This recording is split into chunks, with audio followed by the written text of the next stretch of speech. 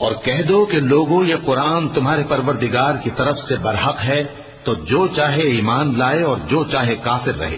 ہم نے ظالموں کے لیے دوزخ کی آگ تیار کر رکھی ہے جس کی قناتیں ان کو گھیر رہی ہوں گی، اور اگر فریاد کریں گے تو ایسے کھولتے ہوئے پانی سے ان کی داد رسی کی جائے گی جو پگھلے ہوئے تانبے کی طرح گرم ہوگا اور جو ان کے چہروں کو بھون ڈالے گا۔ ان کے پینے کا پانی بھی برا اور آرام گاہ بھی بری۔ اور جو ایمان لائے اور کام بھی نیک کرتے رہے تو ہم نیک کام کرنے والوں کا اجر ضائع نہیں کرتے۔ ایسے لوگوں کے لیے ہمیشہ رہنے کے باغ ہیں جن میں ان کے محلوں کے نیچے نہریں بہ رہی ہیں، ان کو وہاں سونے کے کنگن پہنائے جائیں گے اور وہ باریک دیبا اور اطلس کے سبز کپڑے پہنا کریں گے اور تختوں پر تکیے لگا کر بیٹھا کریں گے۔ کیا خوب بدلہ اور کیا خوب آرام گاہ ہے۔ اور ان سے دو شخصوں کا حال بیان کرو جن میں سے ایک کو ہم نے انگور کے 2 باغ عنایت کیے تھے اور ان کے گردا گرد کھجوروں کے درخت لگا دیے تھے اور ان کے درمیان کھیتی پیدا کر دی تھی۔ دونوں باغ کثرت سے پھل لاتے اور اس کی پیداوار میں کسی طرح کی کمی نہ ہوتی، اور دونوں میں ہم نے ایک نہر بھی جاری کر رکھی تھی،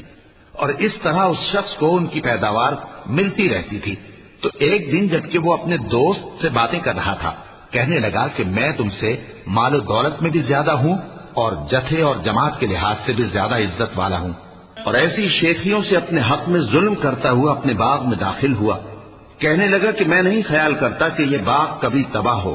اور نہ خیال کرتا ہوں کہ قیامت برپا ہو، اور اگر میں اپنے پروردگار کی طرف لوٹایا بھی جاؤں تو وہاں ضرور اس سے اچھی جگہ پاؤں گا۔ تو اس کا دوست جو اس سے گفتگو کر رہا تھا کہنے لگا کہ کیا تم اس ذات سے کفر کرتے ہو جس نے تم کو مٹی سے پیدا کیا، پھر نطفے سے، پھر تمہیں پورا آدمی بنایا؟ مگر میں تو یہ کہتا ہوں کہ اللہ ہی میرا پروردگار ہے اور میں اپنے پروردگار کے ساتھ کسی کو شریک نہیں کرتا۔ اور جب تم اپنے باغ میں داخل ہوئے تو تم نے ماشاء اللہ لا قوت الا باللہ کیوں نہ کہا؟ اگر تم مجھے مال و اولاد میں اپنے سے کمتر دیکھتے ہو تو عجب نہیں کہ میرا پروردگار مجھے تمہارے باغ سے بہتر عطا فرمائے اور تمہارے اس باغ پر آسمان سے آفت بھیج دے تو وہ صاف میدان ہو جائے، یا اس باغ کی نہر کا پانی گہرائی میں اتر جائے تو پھر تم اسے تلاش نہ کر سکو، اور اس کے میووں کو عذاب نے آ گھیرا اور وہ اپنی چھتریوں پر گر کر رہ گیا، تو جو مال اس نے اس پر خرچ کیا تھا اس پر حسرت سے ہاتھ ملنے لگا اور کہنے لگا کہ کاش میں اپنے پروردگار کے ساتھ کسی کو شریک نہ بناتا۔ اس وقت اللہ کے سوا کوئی جماعت اس کی مددگار نہ ہوئی اور نہ وہ بدلہ لے سکا۔ یہاں سے ثابت ہوا کہ حکومت سب اللہ کی ہے، جو معبود برحق ہے وہی بہترین ثواب عطا کرنے والا اور بہترین انجام لانے والا ہے۔ اور ان سے دنیا کی زندگی کی مثال بھی بیان کر دو کہ وہ ایسی ہے جیسے پانی جسے ہم نے آسمان سے برسایا تو اس کے ساتھ زمین کی پیداوار مل کر نکلی، پھر وہ چورا چورا ہو گئی کہ ہوائیں اسے اڑاتی پھرتی ہیں، اور اللہ تو ہر چیز پر قدرت رکھتا ہے۔ مال اور بیٹے تو دنیا کی زندگی کی رونق و زینت ہیں، اور نیکیاں جو باقی رہنے والی ہیں وہ ثواب کے لحاظ سے تمہارے پروردگار کے ہاں بہت اچھی اور امید کے لحاظ سے بہت بہتر ہیں۔ اور جس دن ہم پہاڑوں کو چلائیں گے اور تم زمین کو صاف میدان دیکھو گے اور ان لوگوں کو ہم جمع کر لیں گے تو ان میں سے کسی کو بھی نہیں چھوڑیں گے،